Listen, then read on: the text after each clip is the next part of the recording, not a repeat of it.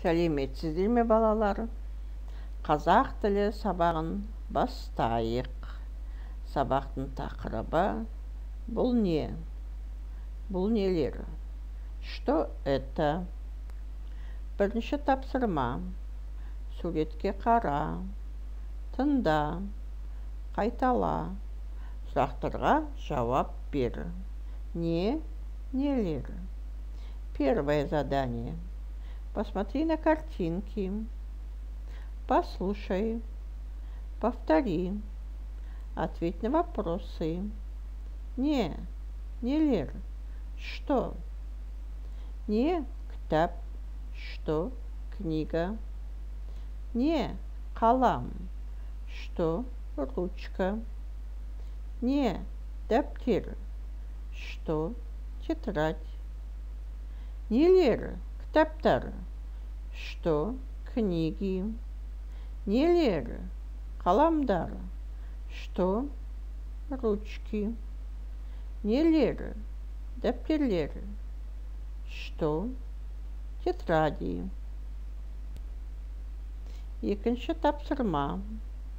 Тыңда, қайтала, суреттегі заттарды көрсет. Ата. Второе задание. Послушай, повтори. Назови предметы на картинке. Алманың кітабы көп пе?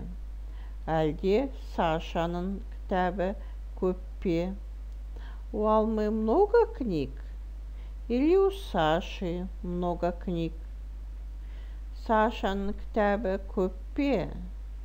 Әлде Алманың қаламы көп пе? Салыстыр. У Саши много книг? Или у Алмы много ручек? Сравни.